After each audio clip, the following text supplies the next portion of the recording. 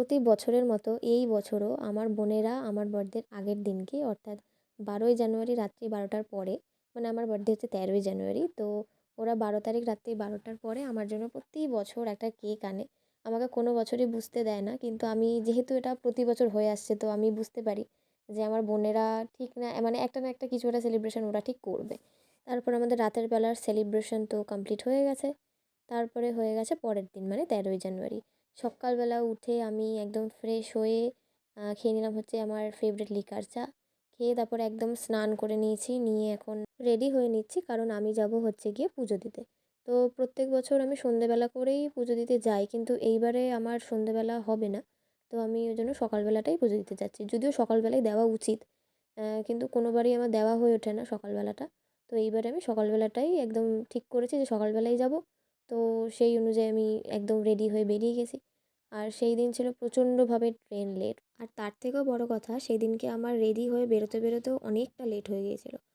তো যাই হোক, তাড়াহুড়ো করতে করতে আমি পৌঁছেও গেছি আমার মায়ের কাছে, মানে আমার শকুন্তলা মায়ের কাছে। আর সেই দিনকে সবথেকে যেটা ভালো বিষয় ছিল সেটা হলো সেদিন ছিল মঙ্গলবার। কারণ মঙ্গলবার আর শনিবার করেই আমি মাকে পুজো দিতে আসি, মানে কোনো সময় মঙ্গলবার হয়, কোনো সময় শনিবার হয়, বেশিরভাগটা শনিবার দিনই আমি মায়ের কাছে পুজো দিতে যাই।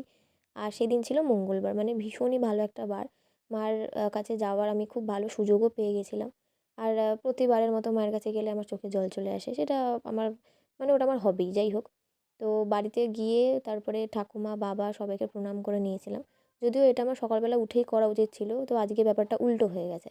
তারপর আমি আমাদের বাড়ির পুজোও দিয়ে দিলাম। আর মঙ্গলবার তো হনুমানজির বার, তো সেদিন আমি চালিসাও পড়ে নিয়েছিলাম। যদিও আমি মঙ্গলবার করে আমি চালিসা পড়ি যখনই সময় সুযোগ হয়। তারপরে আমাকে দিয়ে দিয়েছে আমার বার্থডে দুপুরের লাঞ্চ।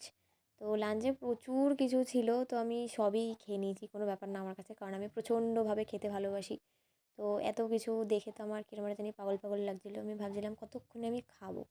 তো তারপরে এই বার্থডে ক্যাপটাও এনেছিল আমার জন্য, কিন্তু কেন জানি না আমার এই বার্থডে ক্যাপটা পরতে ভীষণ লজ্জা করছিল, কিন্তু কিছু করার নেই, ওরা আমাকে জোর করে পরিয়ে দিয়েছে।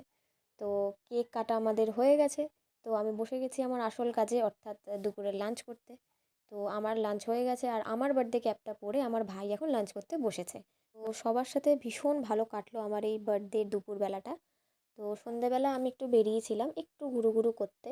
যদিও আগের মতো এখন আর বার্থডেতে সেরকম একটা ভালো কিছু ফিল হয় না, কিন্তু তাও বার্থডে বলে কথা, দিনটাকে তো এভাবে নষ্ট করে দিলে হয় না, অবশ্যই এনজয় করা উচিত। তো বেরিয়েছিলাম কিছু বন্ধুদের সাথে একটুখানি খাওয়া দাওয়া করতে। তো হঠাৎ করে আমাকে তারপর রিয়া ফোন করলো, বললো যে বাড়ি যাওয়ার পথে আমার বাড়ি একবার হয়ে যাস। আমি বললাম ঠিক আছে, তো চলো বাড়ি যাওয়া যাক। আমার বাড়িতে প্রায় শেষের পথেই একদম, তখন অনেকটা রাত হয়ে গেছে। আর ভেবেও কেমন একটা লাগছিল যে এই দিনটা আবার পরের বছর আসবে। তো তারপরে আমি চলে গেছিলাম যাওয়ার পথে রিয়ার বাড়িতে। দেখলাম রিয়া আমার জন্য একটা সুন্দর গিফট কিনেছে, শুধু একটা নয় আরেকটা। ও জানে যে আমি ভীষণ নলেন গুড়ের রসগোল্লা খেতে খুব ভালোবাসি, তো সেটাও নিয়ে এসছে। প্লাস আমি অনেক দিন ধরে একটা জিনিস কিনবো কিনবো করে ভাবছিলাম, তো সেটা ও মনে করে আমার জন্য নিয়ে এসছে, শ্রীহরি থেকে একটা সুন্দর হার। তো আমার ভীষণ পছন্দ হয়েছে, ভীষণই পছন্দ হয়েছে। তো বার্থডেটা আমার সত্যি ভীষণ ভালো কেটেছে।